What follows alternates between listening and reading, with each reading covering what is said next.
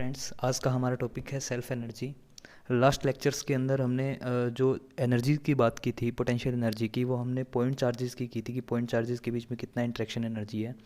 इस लेक्चर में हम एक्सटेंडेड ऑब्जेक्ट्स, मान लो कि अगर कोई सॉलिड स्फीयर है या स्फेरिकल शेल है, ठीक है, जिस पे चार्ज यूनिफॉर्मली डिस्ट्रीब्यूटेड है, तो उन सिस्टम के ऊपर कितना उन सिस्टम को बनाने के लिए हमें कितना एनर्जी यूज़ करना पड़ेगा या हमें कितना वर्क डन करना पड़ेगा उन सिस्टम को असेंबल करने के लिए, वही हमारी सेल्फ एनर्जी है। तो हम इसके कॉन्सेप्ट्स को समझने की कोशिश करते हैं। मान लो हमारे पास कोई एक एक्सटेंडेड ऑब्जेक्ट है इन जनरल, ठीक है, तो हमें उसको बनाना है, असेंबल करना है, तो हमें कितना वर्क डन करना पड़ेगा। इसको इस चीज़ से समझ सकते हैं कि अगर मान लो मैं सबसे पहले इसको बनाने के लिए सबसे पहले मेरे को क्या करना पड़ेगा, एक इन्फिनिटी से एक चार्ज लेके आना पड़ेगा इस पॉइंट पे, ठीक है, किसी पॉइंट पे। फिर क्या करना पड़ेगा, मेरे को चार्जेस को, दूसरे चार्जेस को भी इस स्पेस के अंदर ला के ऑब्जेक्ट बनाना है। तो जब एक चार्ज को लेके आएंगे तो उस चार्ज के कारण क्या होगा, इलेक्ट्रोस्टैटिक फोर्स आएगा, ठीक। अगर मैं दूसरा चार्ज लेके आऊँगा तो मुझे इस इलेक्ट्रोस्टैटिक फोर्स से फील्ड के अपोजिट वर्क डन करना पड़ेगा, ठीक है। तो जो भी मेरे को वर्क डन करना पड़ेगा वो मेरे को एक्सटर्नल एजेंसी से करना पड़ेगा। तो जो भी मेरा वर्क डन होगा वो इस जितना वर्क डन होगा इस सिस्टम को बनाने के लिए, इस सिस्टम ऑफ चार्ज को बनाने के लिए, ये एक्सटेंडेड ऑब्जेक्ट्स को बनाने के लिए, उसी को हम बोलेंगे सेल्फ एनर्जी, ठीक है। जो कुछ एक दो स्टैंडर्ड रिजल्ट्स हैं, मान लो कि हमारे पास में एक स्फेरिकल शेल है, ठीक है। तो स्फेरिकल शेल जिसके ऊपर जो चार्ज है वो रेडियस आर के ऊपर यूनिफॉर्मली डिस्ट्रीब्यूटेड है, ठीक है, क्यू चार्ज है। तो इसका जो सेल्फ एनर्जी आएगा, ठीक है, उसको यू सेल्फ लिख लेते हैं, वो आएगा के इंटू क्यू डिवाइडेड बाई में 2r, ठीक है, क्यू स्क्वायर। इसके डायमेंशंस भी चेक कर सकते हैं, एनर्जी के साथ डायमेंशंस इसके मैच हो रहे हैं। इसी तरह से जो हमारा सॉलिड स्फीयर है जिसमें जो चार्ज है वो यूनिफॉर्मली डिस्ट्रीब्यूटेड है, तो वो सॉलिड स्फीयर है, ठीक है, उसका जो सेल्फ एनर्जी आएगा वो आएगा 3/5 के क्यू स्क्वायर बाई आर, ठीक है। आर इसकी रेडियस है। बाद हम डेरिवेशन देखते हैं सेल्फ एनर्जी का, स्फेरिकल शेल और सॉलिड स्फीयर का।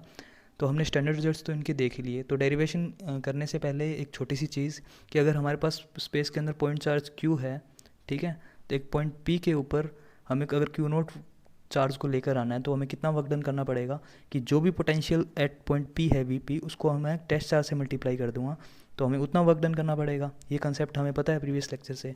सेम कंसेप्ट यहाँ पे लगाएंगे कि हमें कैपिटल क्यू चार्ज को इस स्फेरिकल शेल के जो भी सरफेस है उसके ऊपर चार्ज लाना है पूरा क्यू।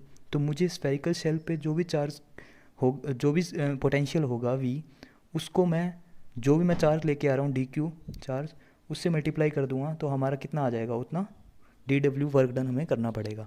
और इसको फिर मैं इंटीग्रेट कर दूंगा 0 से कैपिटल क्यू तक, तो हमारा कंप्लीट चार्ज इस सरफेस पे आ जाएगा, ठीक है। तो हमें जितना वर्क डन करना पड़ेगा उसी को हम सेल्फ एनर्जी बोल देंगे। तो हमें अगर पोटेंशियल निकालते हैं, अगर हम मान लो कि हमारे पास क्यू चार्ज है, वेरिएबल चार्ज है क्यू, तो क्यू चार्ज हमारा स्पेस के ऊपर है, ठीक है। तो हमें पता है कि जो स्फेरिकल शेल है उसके सरफेस पे जो पोटेंशियल होगा वो कितना होगा, के इंटू इस क्यू डिवाइडेड बाय में जो इसकी रेडियस आर है ये, ठीक है। तो ये क्यू वेरिएबल है, ठीक है। यहाँ पे तो हमें जो वर्क डन करना पड़ेगा वो कितना करना पड़ेगा, इसका मतलब D W is equal to K Q division by R into D Q. Integrate कर देंगे 0 से लेके कैपिटल क्यू चार्ज तक, कि कैपिटल क्यू चार्ज पूरा कर देंगे कितना वर्क डन करना पड़ेगा। तो वर्क डन हमारा कितना आ जाएगा वहाँ से, के क्यू स्क्वायर बाई 2r, ठीक है। तो यही हमारी क्या है, सेल्फ एनर्जी है, यू सेल्फ। जो हमने स्टैंडर्ड रिजल्ट ये निकाला था, के क्यू स्क्वायर डिवाइडेड बाय में 2r, आर इसकी रेडियस है, क्यू इसका चार्ज है। सिमिलरली अगर हम सॉलिड स्फीयर के लिए निकालेंगे वो आएगा 3/5 के क्यू स्क्वायर बाई आर। बाद हम इंटरेक्शन एनर्जी का कंसेप्ट देखते हैं कि अगर हमारे पास सिस्टम के अंदर दो एक्सटेंडेड ऑब्जेक्ट हैं, कि अगर मान लो एक्सटेंडेड ऑब्जेक्ट 1 है और ये एक्सटेंडेड ऑब्जेक्ट 2 है, ठीक है, तो हमारे सिस्टम का टोटल एनर्जी होगा, ठीक है, सिस्टम का टोटल एनर्जी होगा वो कितना होगा, इसका interaction energy, self energy plus interaction energy. तो सेल्फ एनर्जी कितना होगा U1 का, तो U1 सेल्फ एनर्जी प्लस 2 का U2 सेल्फ एनर्जी। और इंटरेक्शन एनर्जी क्या होता है, इन दोनों के इंटरेक्शंस के कारण जो एनर्जी आ रहा है, इनके बीच में अगर r डिस्टेंस है तो इनके बीच में एक इलेक्ट्रोस्टैटिक पोटेंशियल एनर्जी आ रहा है, इंटरेक्शन एनर्जी आ रहा है, ठीक है, उसको बोलते हैं U इंटरेक्शन एनर्जी, ठीक है। इंटरेक्शन एनर्जी किसका है, U12 का है, ठीक है। तो बोल सकते हैं U total is equal to U1 plus U2 plus 1 2। ये सेल्फ एनर्जी है 1 की, ये सेल्फ एनर्जी है 2 की, और ये इंटरेक्शन एनर्जी है 1 और 2 की। ठीक है, जैसे एग्जांपल लेते हैं कि अगर हमारे पास में 2 स्फेरिकल शेल हैं, ठीक है, तो स्फेरिकल शेल का मतलब इनके ऊपर जो चार्जेस हैं वो इस तरह से हैं। ठीक है, तो एक का चार्ज मैं ले लेता हूँ Q1, एक का चार्ज ले लेता हूँ Q2, इसकी रेडियस R1 है, इसकी रेडियस R2 है, इन दोनों की जो डिस्टेंस है उसको मैं R3 बोल देता हूँ। ठीक है, उनके सेंटर से जो डिस्टेंस है, तो इसका हमें U टोटल निकालना है। तो कितना U टोटल होगा इसका, तो इसका U टोटल निकल के आएगा U1 + U2 + U12। ये सेल्फ एनर्जी फर्स्ट की, ये सेकंड की, और ये इंटरेक्शन एनर्जी।